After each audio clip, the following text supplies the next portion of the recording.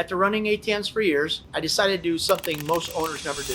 I analyzed over 500,000 transactions across my entire fleet, looking for patterns that could increase my profits. What I discovered shocked me. There were usage patterns I never expected, and withdrawal amounts that countered conventional wisdom, and time of day transactions that completely changed how I manage my machines. One simple adjustment, based on this data, increased my average daily transaction volume by 17%, adding thousands of dollars to my bottom line without adding a single new machine. Today, I'm sharing the most valuable insights from this massive transaction analysis and exactly how you can use these same findings to optimize your own ATMs to maximum profitability. So I started doing this years ago. What I do is at the end of each quarter, first part of the next quarter, I start looking at our P&L. I start looking at where we're spending money, how can we save money, and I look at transactional volume, and I look at it over the whole portfolio, and I look at anomalies. What's making money, what's not making money, what types, and I break it down granularly. So what are the laundromats making? What are the hotels making? What are dispensaries making? What are the gas stations or convenience stores or liquor stores?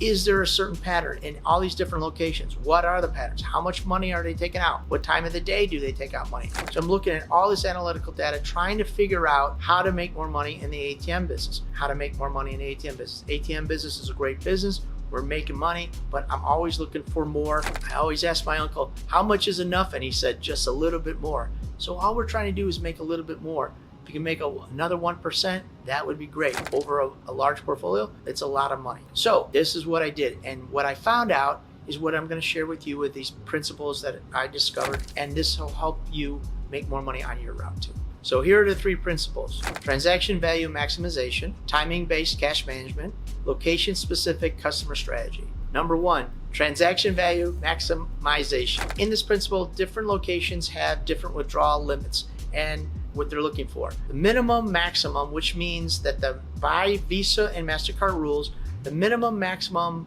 withdrawal limit is $200. That means that you have to have at least $200 that people can withdraw from your ATM. Now, there are certain ATMs out there that people set it to lower, but they're violating Visa, MasterCard rules. So that means you have any location or any ATM that you go to, they have to have at least a $200 withdrawal limit, not any less. But during the course, there are locations who are requiring more cash, such as dispensary. And so what you want to do is you want to utilize this maximum withdrawal limit that you could set up. You can move the threshold up, but what you also want to do is you want to put on a percentage, but it's not going to work in every location. In other words, if you put a convenience store at a $400 limit and you put a 2%, which means you're going to take either the surcharge amount or 2%, or which is greater, and you put it to $400, the convenience store owner is going to complain. So it's not going to work in this environment. And also across the country, that I noticed is that the average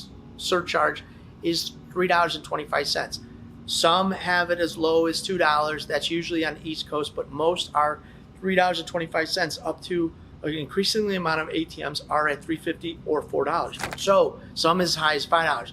So there's wiggle room to move your ATMs up. So if you're setting new locations, of course, this will be a judgment call on your part, but I would at least go out at $3.50, because that is right in a sweet spot of how much the ATMs are right now throughout the country. I've stepped in many gas stations, convenience stores. $3.50 is the norm. Again, East Coast in the boroughs, $2. I don't think you can get away with any more than that, but throughout the country, it is more money.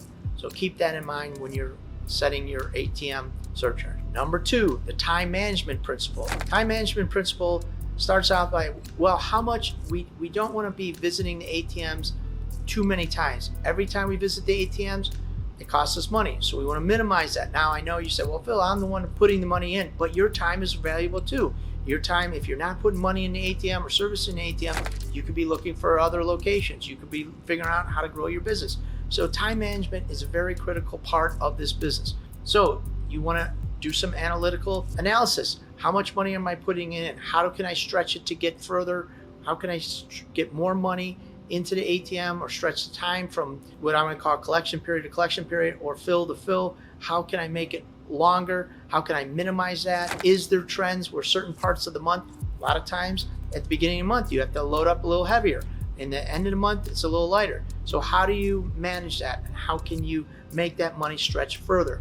So those are the things you want to look at on your own particular route. You want to be able to stretch that money further, make sure that you're comfortable with the amount of money you put in. So sometimes guys have comfort levels. I feel like I put more money in, but I'm uncomfortable with it. Okay, that's something you're gonna manage. But in an environment where you are comfortable having more money in there and you could minimize the amount of times you go to the ATM, this will save you more time, and more time equals you can do something else with that time, like look for locations or service some other locations a little bit better so you can get more locations. And number 3, location specific principle. What does this mean? Well, in my analytical data, I have discovered that in certain types of environments, hotels 1, apartment buildings 1, tattoo places 1.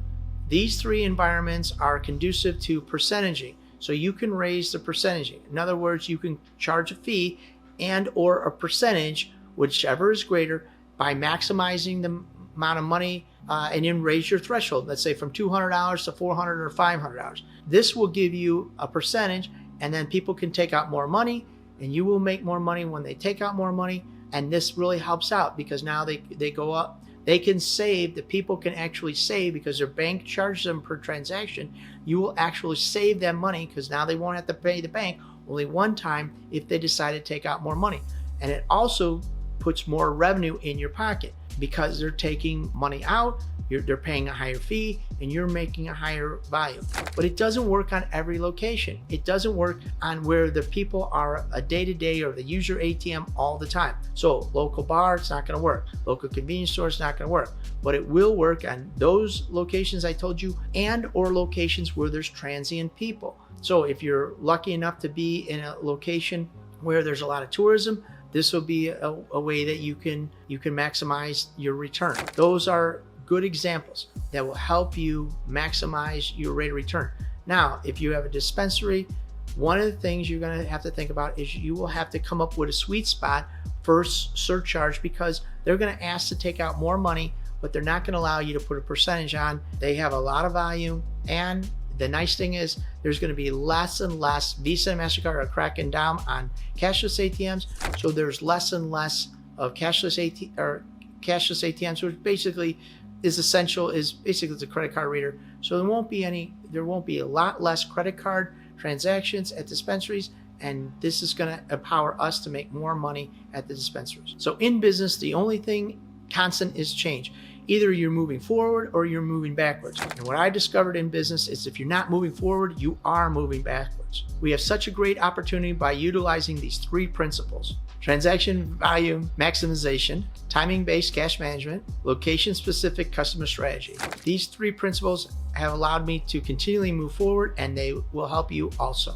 So if you're thinking about starting your own profitable ATM business, I want to invite you to our free checklist entitled ATM Business Passive Income Checklist, the 5 things you need to know to start your profitable ATM business so you can have a clear roadmap towards ATM business success. You could earn between $250 and $1,500 of passive income every single month. Please like and subscribe to our channel. Please join the ATM Mastermind group page, and I want to see you at the next ATM Mastermind video. Thank you guys very much.